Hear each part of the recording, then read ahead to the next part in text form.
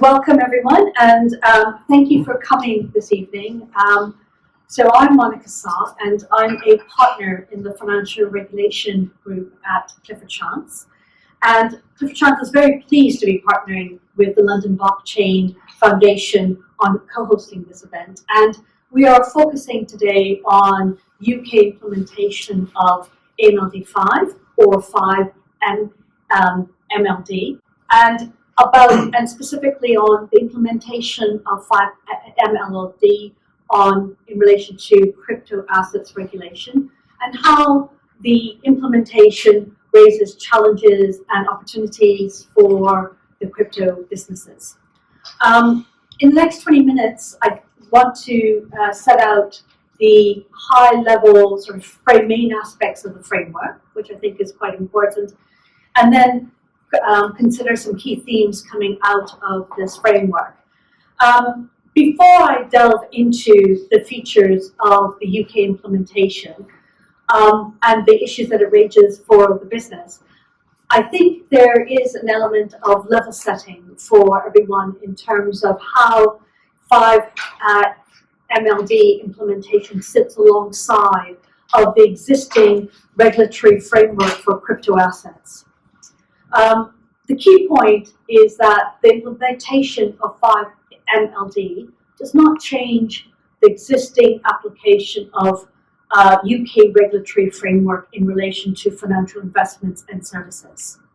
So the first port of call is you still need to consider whether or not you come within the existing regime for financial services.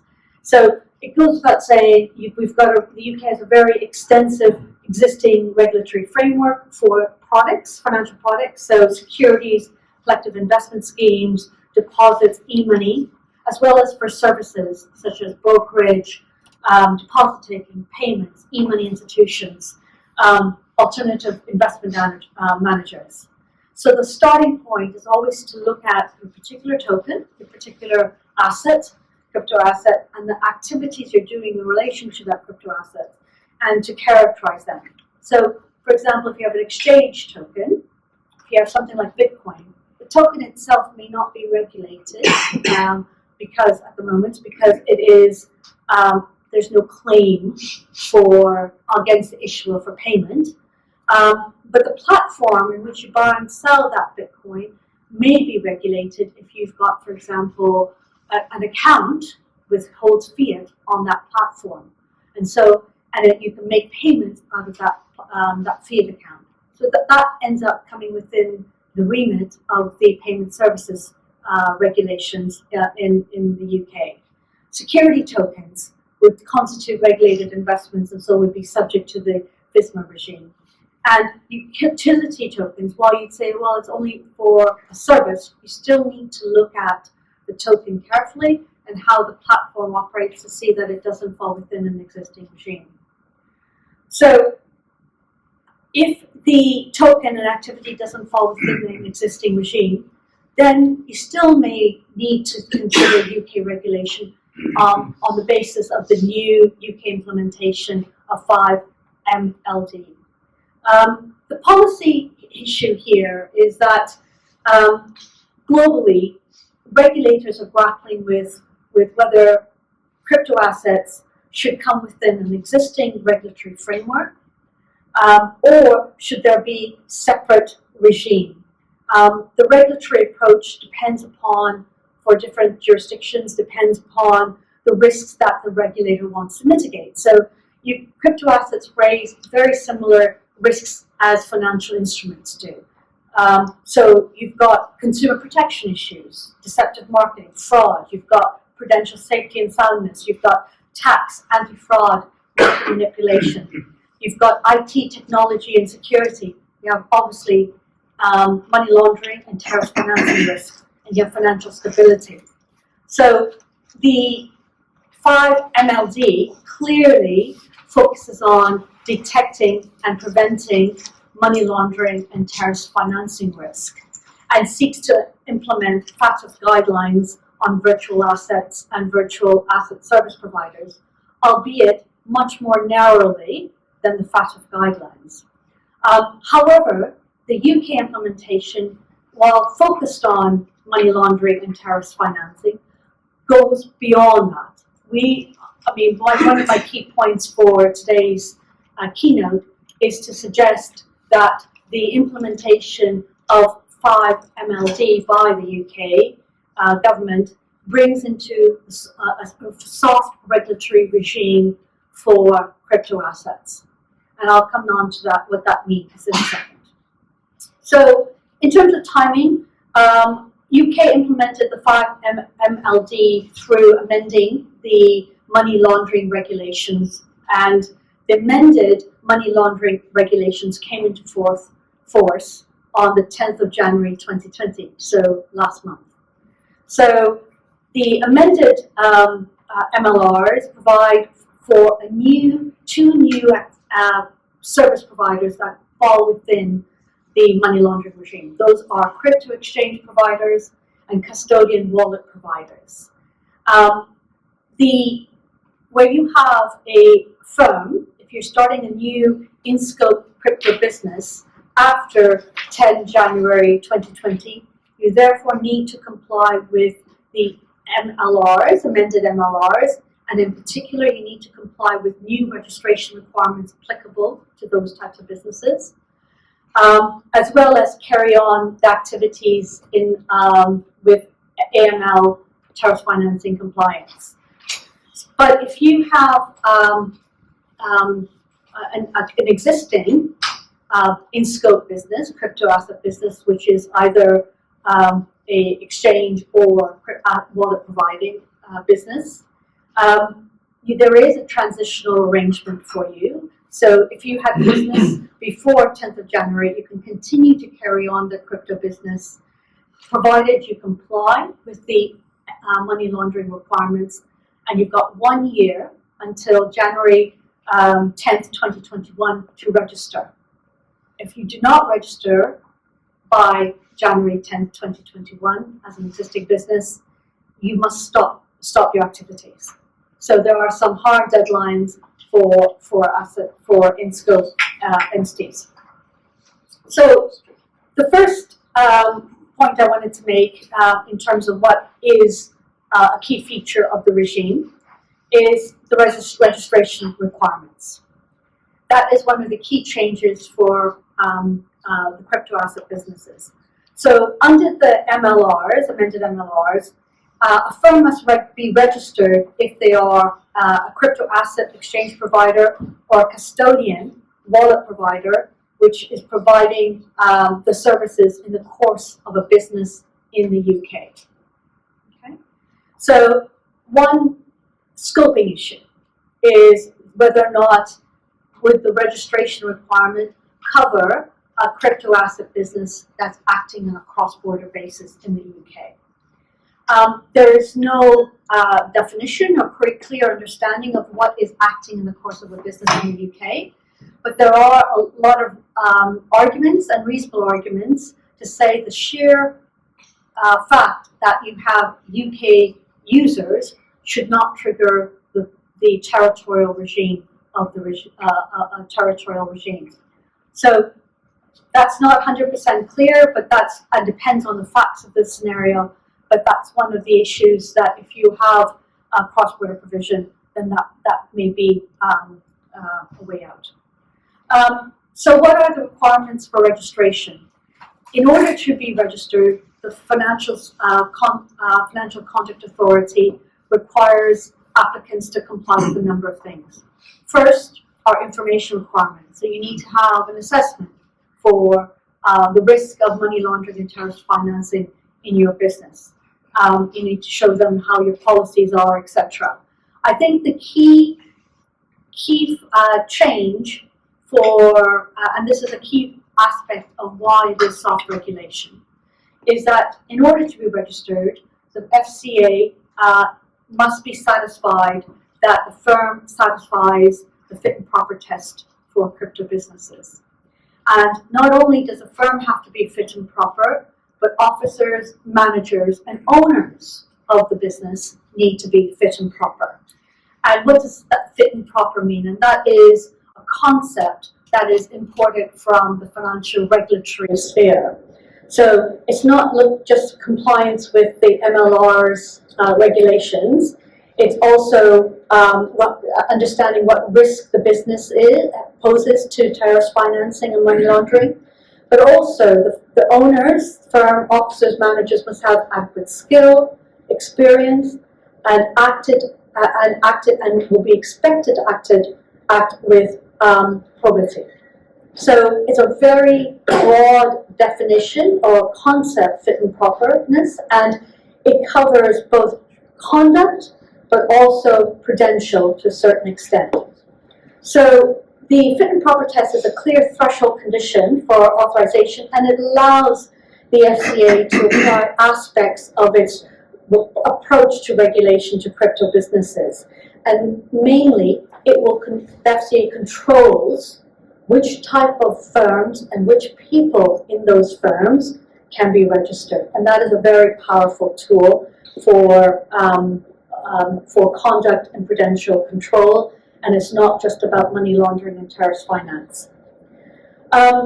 So when you fall within the regime, and Diego will be going into more detail on this, you need to do there's a number of obligations that apply. So for example, you need to do a money laundering terrorist finance risk assessment. You need to put into place adequate policies. You need to fulfill your customer due diligence requirement, including enhanced DD. You need to check your AML compliance. You need to report suspicious transactions. You need to train your employees. So there's a lot of obligations that are triggered once you are registered.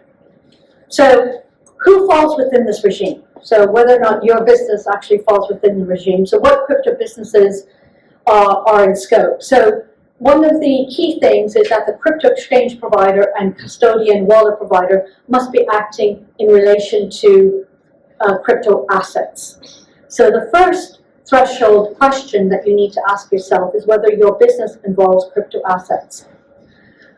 In contrast to the European 5 MLD regime, the amended MLRs gold plates the concept of what is crypto assets.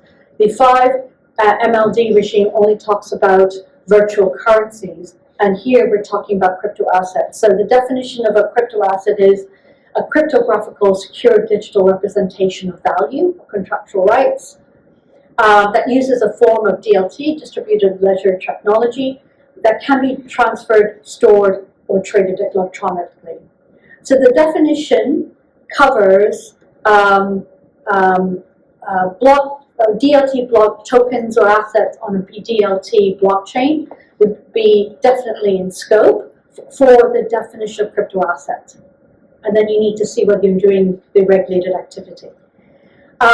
So you could have a token or asset that operates on a blockchain that would not be a distributed ledger. So arguably you could exclude centralized ledger blockchain. But the point is that you would have an asset on a distributed ledger would be in scope. And this is consistent with the FCA's policy that it just doesn't want to focus on currency or exchange tokens. It wants to focus on exchange tokens, utility tokens, or any other kind of token that may not be captured in an existing financial services regime. The second threshold question is, are you a crypto asset exchange provider? And a crypto asset exchange provider is a firm that exchanges, arranges, or makes arrangements with a view to exchange crypto assets for money, or money for crypto assets for other crypto assets, a firm which operates a machine which utilizes automated processes and exchanges crypto assets for money. So 2 things to highlight here. The definition is very broad and would capture issuers and creators of crypto assets. So clearly an issuer of an ICO would be captured by this regime. And secondly, the very broad formulation of arranging something that's imported from the Financial Services Directive, Financial Services Regulatory Framework. So not only would peer-to-peer exchanges, fiat crypto, crypto be captured, you'd also be capturing arrangements made by introducers or persons facilitating or assisting an issuance. So again, very broad definition. The third threshold question is, are you a custodian wallet provider? A custodian wallet provider is a firm that safeguards and administers crypto assets on behalf of a customer or a private cryptographic key on behalf of customers. So there's two aspects. So there's two activities: safeguarding and administering crypto assets on behalf of customers, or safeguarding and administrating a private cryptographic key. So 2 points to highlight here as well. So one is that there's a distinction between safeguarding and administering. And that safeguarding and administering is a concept of custody, again, used in the context of financial regulations. Your typical custodian business of actually administering the assets, the income flows, etc. So all you need to worry about is that if you're just holding crypto assets or cryptographic key, that's sufficient. So you don't really need to go into anything else. The second point is that as technology stands, it's very hard to see how the first test, custodying crypto assets on behalf of this customer, is any way different from the second test. So what I mean by that is, what we understand is at the moment where technology is, in order to custody crypto assets, you're actually custodying a private cryptographic key. So it's not clear what is more than, or as technology stands, how would you be custodying crypto assets without custodying the cryptographic key?